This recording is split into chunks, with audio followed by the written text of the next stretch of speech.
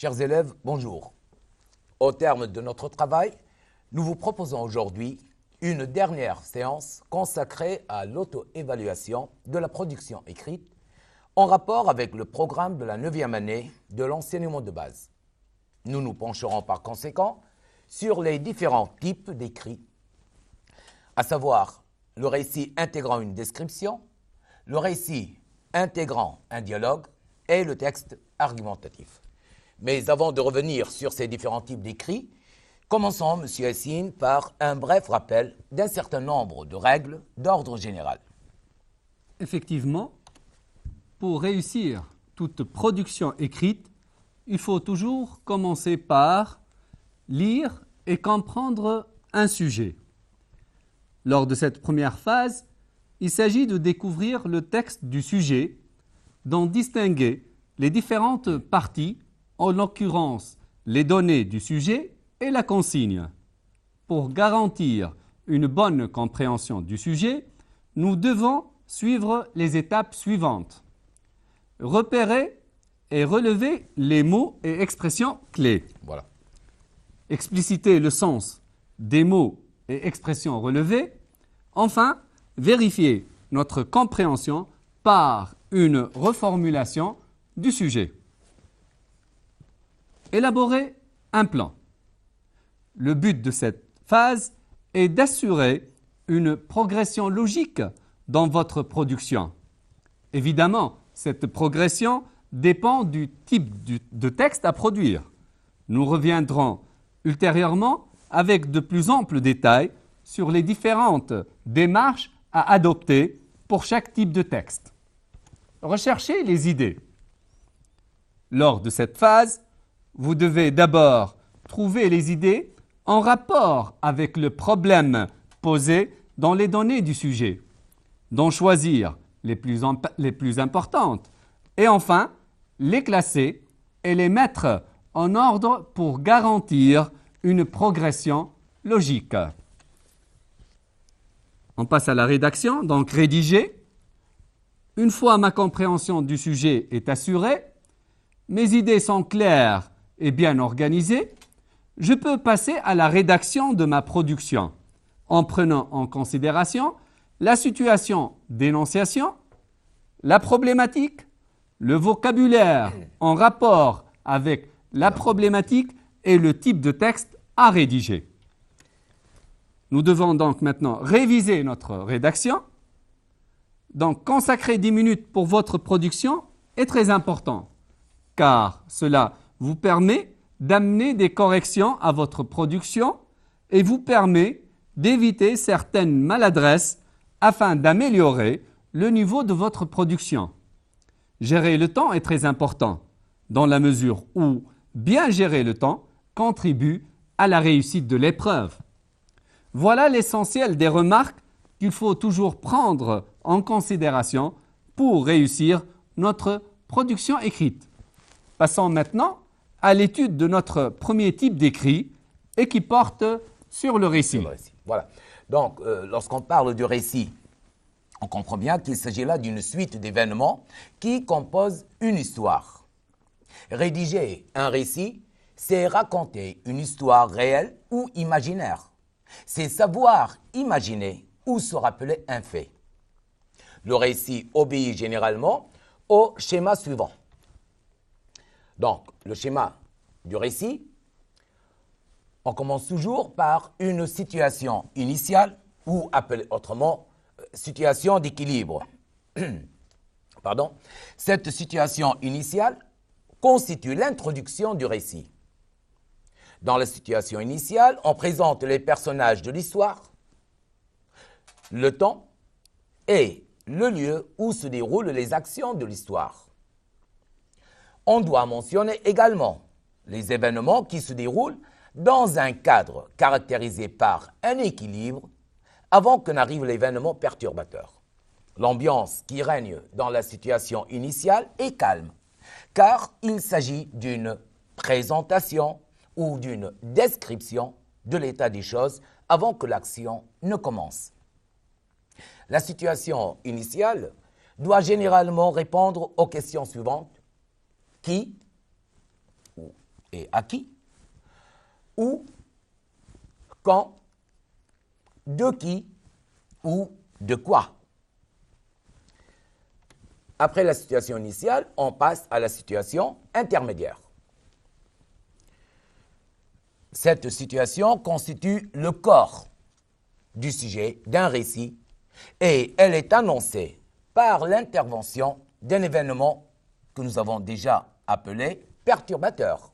Oui. Alors, l'événement perturbateur, c'est l'événement qui vient briser l'état de calme de la situation initiale. Il est généralement dérangeant ou menaçant pour le personnage principal. L'événement perturbateur est très souvent introduit par un marqueur de temps comme soudain, tout à coup, brusquement. C'est alors que, à ce moment, ce jour-là, au moment où, etc., etc. L'événement perturbateur entraîne une suite d'actions que le personnage entreprend pour atteindre son but, pour réaliser son projet. Quelques actions sont entreprises ultérieurement et ces actions, soit qu'elles mènent à un échec, soit qu'elles sont une étape qui rapproche le héros de son but et finalement une dernière action du personnage principal ou de ceux qui l'aident dans son action amènera la victoire sur la menace ou le danger. C'est ce que nous appelons le dénouement. Enfin, une situation finale. Cette situation constitue la conclusion du récit. Le climat de tension créé par la menace ou le danger tombe et l'on revient au calme de la situation initiale. L'action de l'histoire est terminée.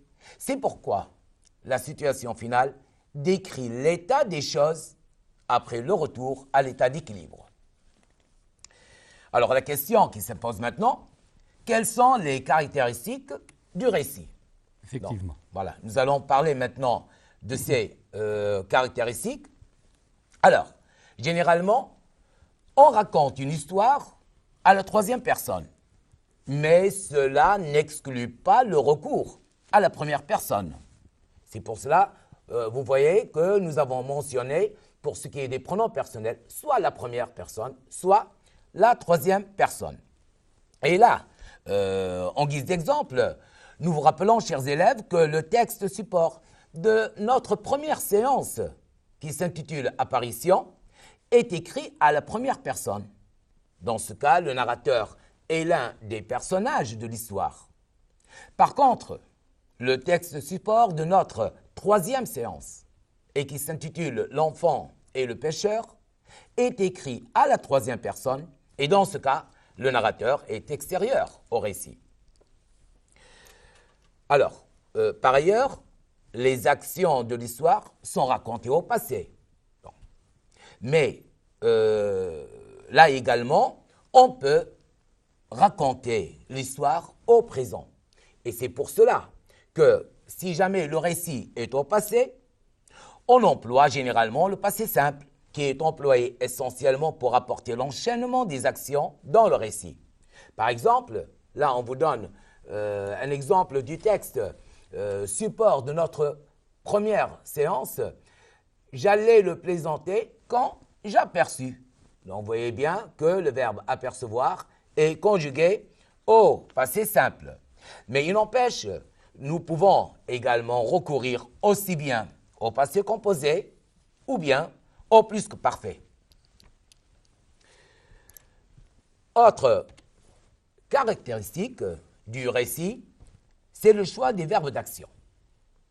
Donc, le choix de ces verbes d'action constitue une caractéristique ou l'une des caractéristiques du récit, et en effet, ces verbes renvoient aux principales actions qui sont accomplies par les personnages et grâce auxquelles on assure l'évolution des événements. Par exemple, si on vous demande de raconter un voyage ou une aventure, vous pouvez dans ce cas employer un certain nombre de verbes d'action qui permettent d'assurer la progression de ces événements. Alors là, on peut citer, par exemple, se réveiller tôt, faire ses valises, prendre le petit déjeuner, prendre un taxi, se rendre à la gare des trains et s'installer dans un compartiment.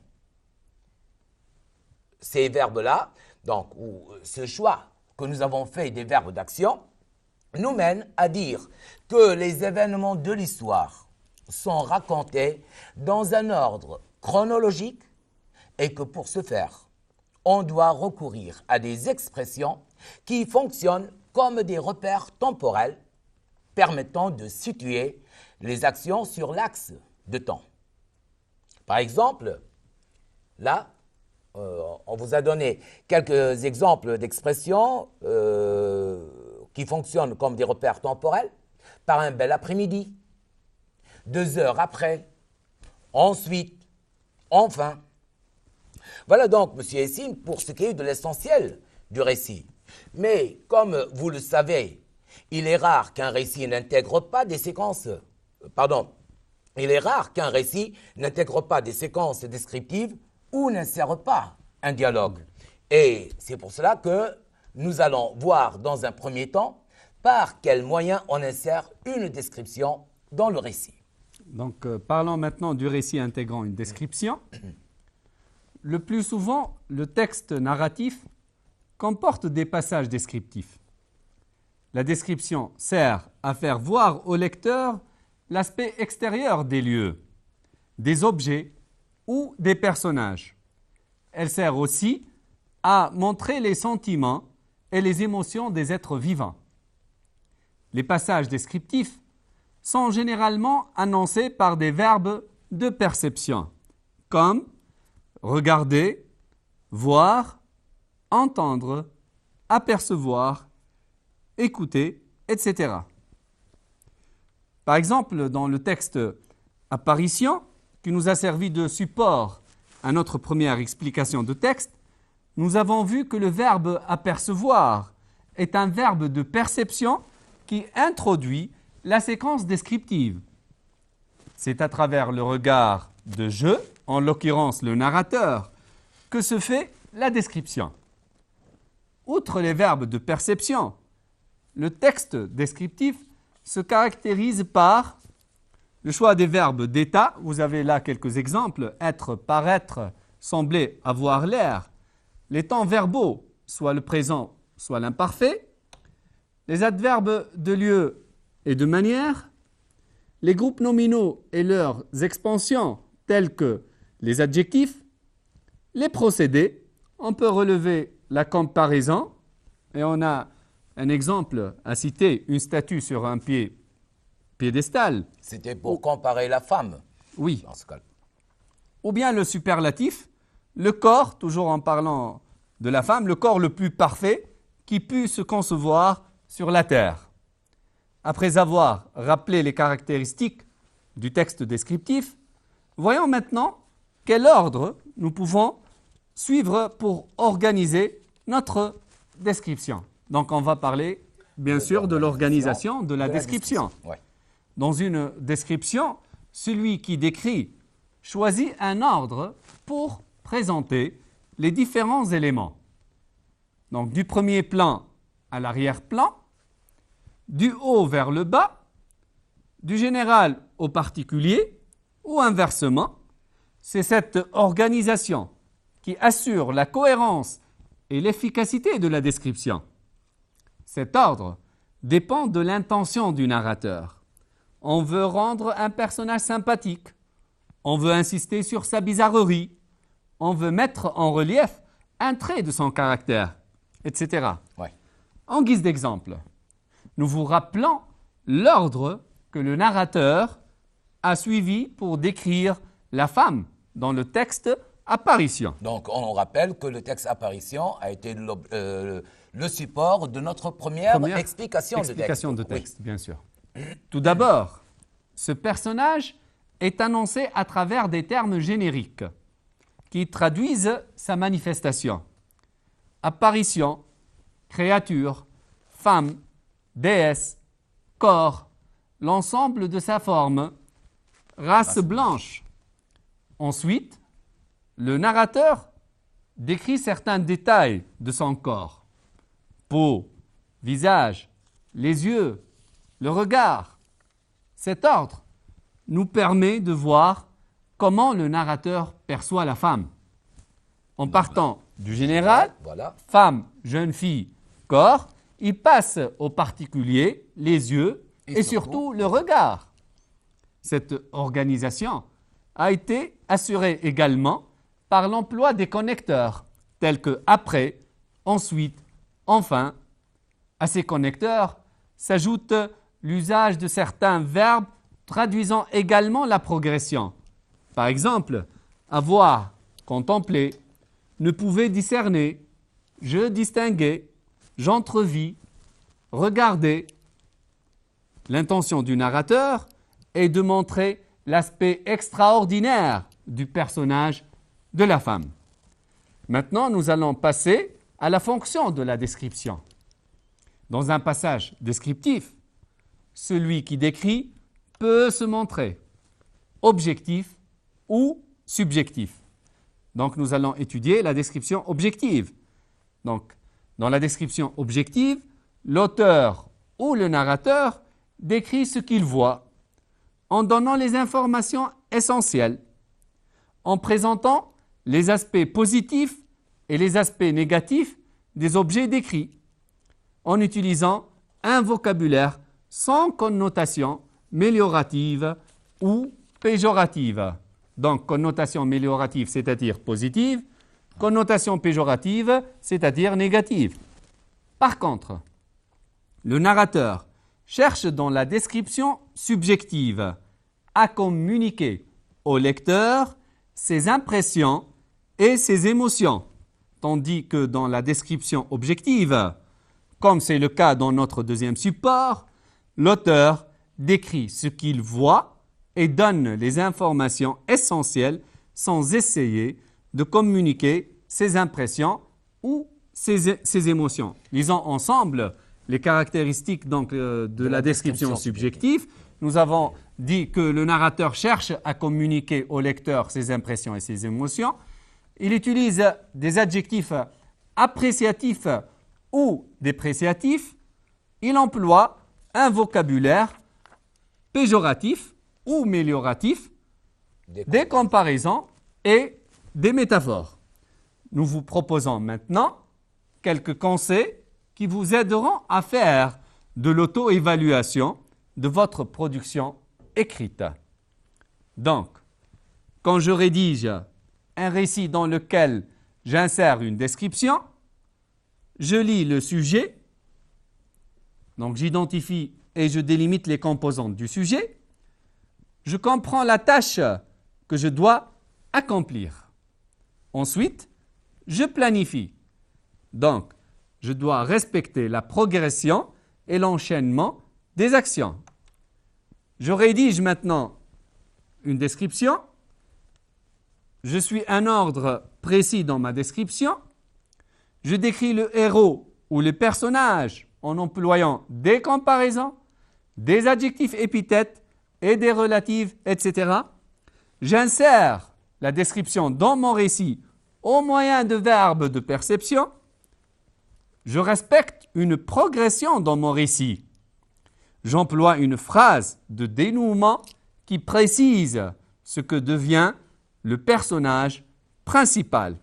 Maintenant, je suis amené à réviser et à corriger mon récit. Après avoir vu de quelle manière on insère la description dans le récit, nous allons nous pencher, Monsieur Samy, sur notre deuxième volet et qui porte sur le récit intégrant un dialogue. Voilà, donc maintenant nous allons parler du récit intégrant un dialogue. Qu'est-ce que c'est qu'un dialogue? Là, c'est le point par lequel nous allons commencer. Donc, nous allons commencer par définir ce qu'est un dialogue. Le dialogue est l'échange de paroles entre plusieurs personnages. Chaque personnage qui prend la parole est un locuteur. Le dialogue s'exerce donc entre deux ou plusieurs interlocuteurs. L'intervention de chacun constitue une réplique. Bien sûr. Donc, nous allons commencer maintenant par voir les différentes caractéristiques du dialogue. Alors, la première caractéristique du dialogue est constituée par les signes de ponctuation. Et peut-être c'est parmi les principaux signes qui nous permettent de distinguer entre le dialogue et le récit. Le récit, effectivement. Donc, ces signes de ponctuation, tels que les deux points qui annoncent le dialogue, les tirets également qui se placent avant chaque réplique pour signaler un changement du personnage qui parle, les guillemets qu'il faut ouvrir avant la première réplique et fermer après la dernière réplique. Nous restons toujours dans le cadre de la ponctuation. N'oubliez pas, chers élèves, que le dialogue se caractérise par une ponctuation forte qui permet d'exprimer de façon appuyée un sentiment, une émotion ou une réaction vive. Pour cela, il ne faut pas hésiter à utiliser les points de suspension, les points d'exclamation et les points d'interrogation. Alors, autre signe, Autre caractéristique du dialogue, voilà, bien sûr. ce sont les pronoms personnels. Dans les passages narratifs, le pronom personnel est à la troisième personne du singulier ou du pluriel. Par contre, dans les paroles ou le discours, nous avons les pronoms personnels de la première et de la deuxième personne du singulier ou du pluriel. Nous avons également les verbes introducteurs. Nous devons remarquer que les verbes introduisent et annoncent les paroles des personnages. On les appelle des verbes de parole ou des verbes introducteurs. On peut utiliser un verbe introducteur soit avant la réplique, soit au milieu ou à la fin de la réplique. Et dans ce dernier cas, c'est-à-dire au milieu ou bien à la fin de la réplique, le sujet se place généralement. Alors, bien sûr, généralement, le sujet se place avant le verbe, mais lorsque le verbe introducteur vient après ou bien au milieu de la réplique, dans ce cas-là, on opère cette inversion du sujet. Autrement dit, c'est le verbe qui vient avant son sujet. Et là, nous vous proposons, à titre d'exemple, voyez, lorsque le verbe introducteur est placé avant la réplique. Mondo demandait comment s'appelle-t-il. Donc, nous avons le sujet Mondo suivi du verbe introducteur demander. Par contre, lorsque le verbe introducteur vient après la réplique, Eritrea, disait-il. Donc là, vous voyez comment il y a une inversion du sujet dans la mesure où le sujet, il, vient après le verbe. Rappelons, M. Samy, que ces exemples sont extraits du texte L'enfant et le pêcheur, que nous avons étudié ensemble. Exactement. Alors, nous revenons maintenant sur le choix du verbe introducteur. Là, nous devons vous rappeler que le verbe utilisé est à choisir selon le type de la phrase rapportée et selon l'intention du locuteur. Mais d'une façon générale, les verbes de parole servent à poser une question, à donner une réponse, à poursuivre le dialogue ou, enfin, à finir le dialogue. Et là, donc, nous vous proposons, là également, des exemples de verbes introducteurs. Alors, s'il s'agit de poser une question, là, nous pouvons recourir à ces verbes demander, interroger, s'exclamer.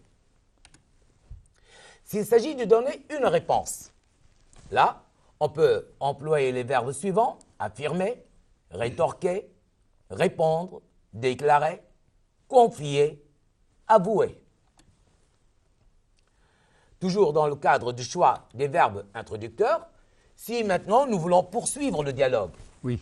là, nous pouvons recourir au verbe suivant. Ajouter, reprendre, continuer, poursuivre. Enfin, si c'est pour mettre fin au dialogue, donc pour finir le dialogue, là, nous pouvons employer les verbes suivants. Achever, terminer, conclure, finir. Il faut dire que là également, et toujours en parlant du choix des verbes introducteurs, quand un personnage élève ou baisse la voix, ou exprime des sentiments tels que la colère, la joie, l'admiration ou la tristesse, le narrateur emploie des verbes comme chuchoter, murmurer, si jamais le locuteur baisse la voix, crier, s'écrier, hurler, là pour traduire un sentiment de colère, s'exclamer, là également pour traduire un autre sentiment, ça peut être l'étonnement ou autre, balbutier, s'étonner et se moquer. Donc, outre ces caractéristiques, nous ne devons pas oublier les temps verbaux, dans la mesure où ces temps verbaux généralement employés dans le cadre du dialogue, donc c'est l'imparfait, le passé composé, le présent et le futur, parce que le narrateur rapporte les paroles des personnages telles qu'elles ont été prononcées. Voilà donc pour ce qui est des différentes caractéristiques du dialogue. Et nous allons procéder maintenant à l'étude de la fonction du dialogue dans le récit. Alors, nous allons, dans ce cas-là, répondre à la question suivante. Quelle est la fonction? C'est-à-dire, quel est le rôle du dialogue dans le récit? Dans le dialogue, les personnages donnent des informations sur leur vie, leur identité, leurs sentiments et les rapports qu'ils entretiennent entre eux. Le dialogue a donc un rôle informatif et descriptif. En faisant parler les personnages, le dialogue permet également de rendre le récit plus vivant et de donner au lecteur l'impression d'assister à la scène. Et comme nous l'avons fait précédemment, nous terminons ce volet par un rappel de certains conseils qui pourront vous être utiles pour évaluer votre production écrite. Alors, là, ce que concerne ces conseils méthodologiques, donc, pour évaluer ma production écrite, bien sûr, il faut toujours commencer par lire le sujet.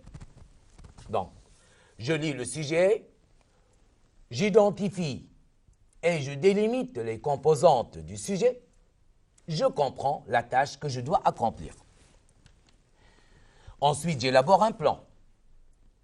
Et dans l'élaboration de mon plan, je dois respecter la progression et l'enchaînement des actions. Une fois j'ai élaboré mon plan, je rédige un dialogue. Et là, je dois faire attention aux signes de ponctuation à employer. Je fais attention également au temps des verbes à employer et j'emploie des verbes introducteurs et je choisis bien leur place et leur sens. Par la suite, j'insère le dialogue dans mon récit. Je respecte une progression dans mon écrit. Et enfin, je révise et je corrige mon écrit.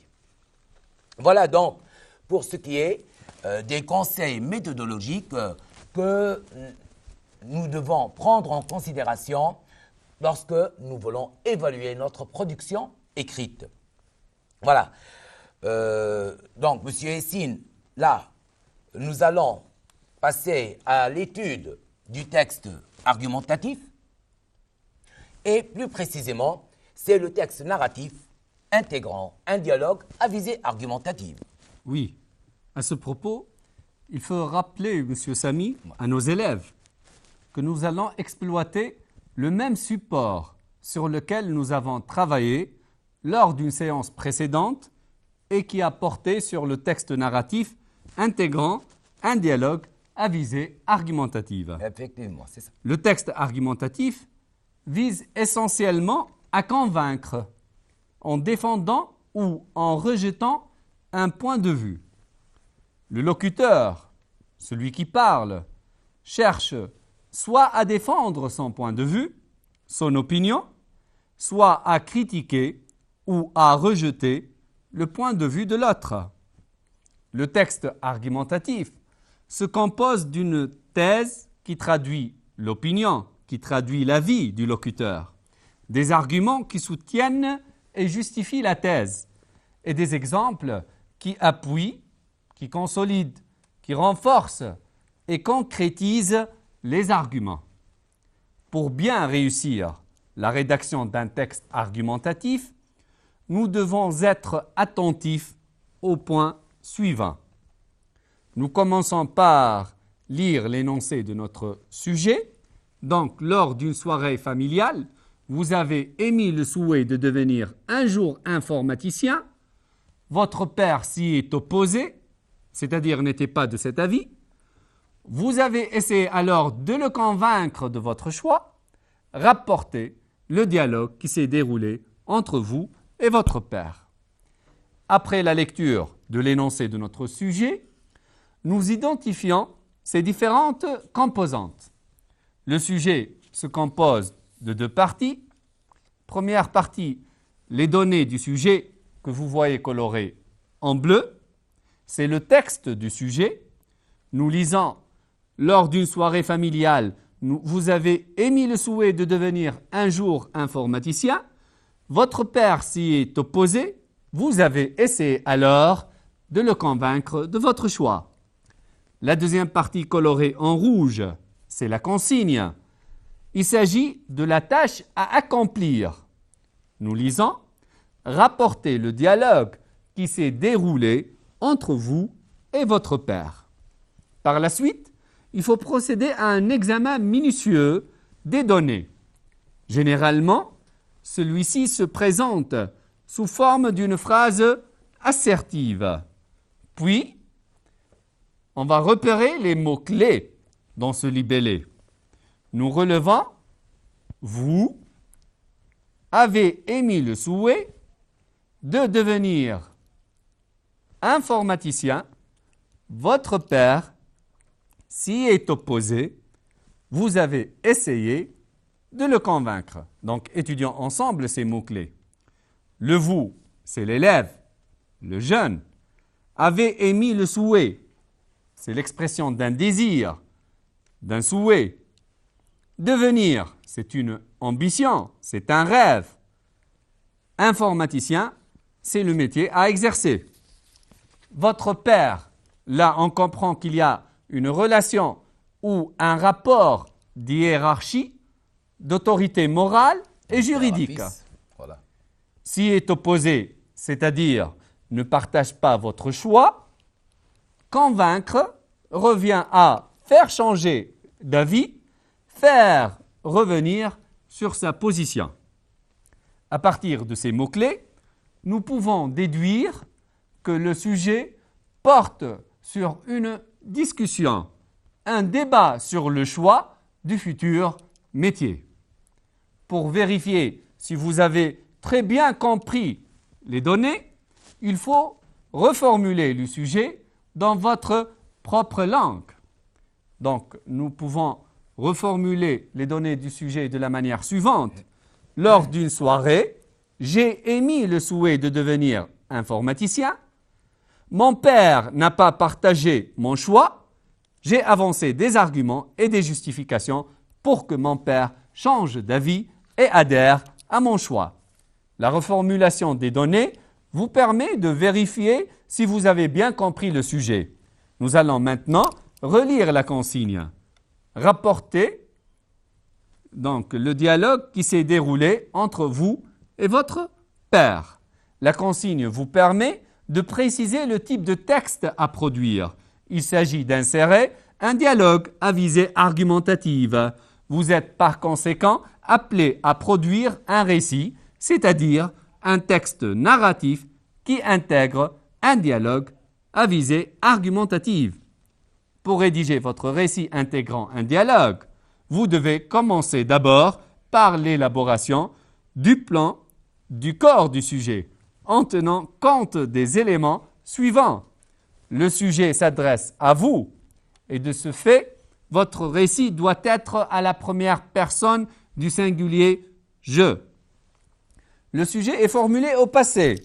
Vous devez par conséquent employer les temps du passé, par exemple le passé composé ou l'imparfait. Vous devez également préciser les circonstances dans lesquelles a eu cette discussion avec votre père à propos du métier. Cela suppose que vous devez répondre aux questions quand et où et présenter les personnages, vous, votre père, des membres de la famille ou des amis.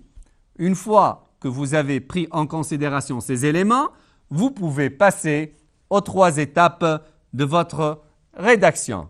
Première étape, bien sûr, c'est la situation initiale.